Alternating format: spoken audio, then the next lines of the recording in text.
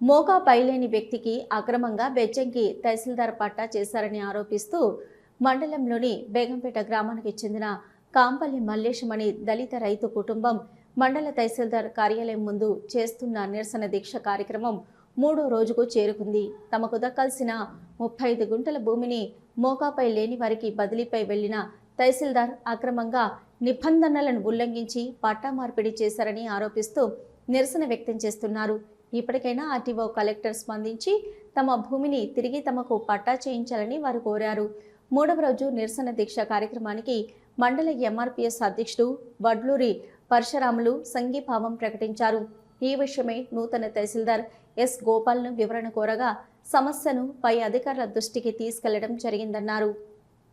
తప్పుగా మోటేషన్ registration technical problem తోటి గుండా బాపిరెడ్డిపై నమోదు చేయబడి ఆ అట్టి భూమిని గుండా బాపిరెడ్డి దానిని రిజిస్ట్రేషను అరికాంతం లతారెడ్డిపై రిజిస్ట్రేషన్ చేసి దాన్ని తప్పుగా ఎంటర్ చేసినటువంటి రెవెన్యూ గారు ఎంఆర్ఓ శ్రీనివాస్ రెడ్డి గారిపై మరియు తప్పుగా ఎంటర్ చేయించుకున్నటువంటి అరికాంతం లతారెడ్డిపై చట్టపరమైన చర్య తీసుకొని ఈ యొక్క కాంపెల్లి మల్లయ్య కుటుంబానికి న్యాయం చేయాల్సిందిగా ఎంఆర్పీఎస్ పక్షాన మేము డిమాండ్ చేస్తూ, ఇది న్యాయమైన డిమాండు, ఇదేదో ప్రభుత్వ భూమి కదా అని ఆక్రమించుకుందనే ఆలోచనతో అయితే కొంపెల్లి మల్లయ్య గారు అడుగుతలేరు.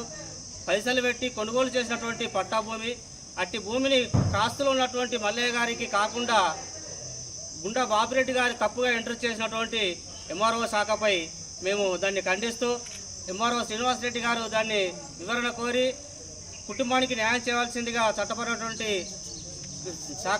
శాఖపై ప్రభుత్వం చర్య తీసుకుని కలెక్టర్ గారికి మరియు మేము సంబంధిత మానకొండ శాసనసభ్యులు కూడా దీనిపై చర్య తీసుకొని దళిత సమాజానికి చెందినటువంటి కుటుంబానికి న్యాయం చేయాల్సిందిగా ఇది వారి బాధ్యత అని మేము కోరుకుంటున్నాము.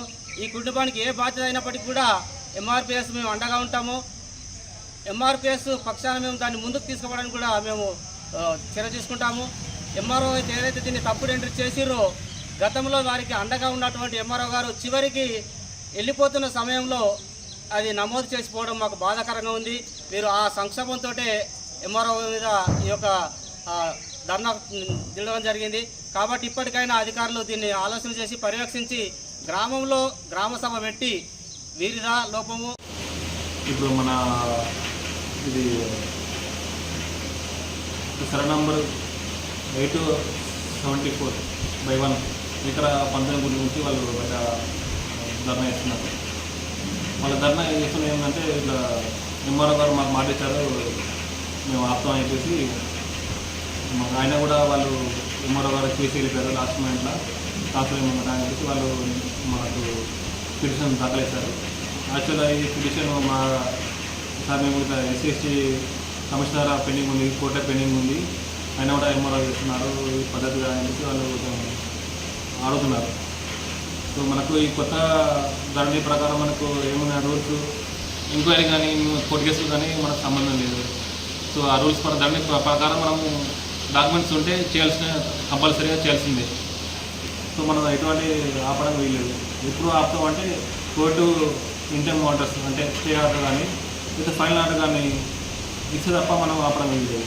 సో ఇందుమూలంగా పాటుగా శ్రీనివాస రెడ్డి మాజీ తహసీల్దార్ గారు చేశారని నా ఉద్దేశం.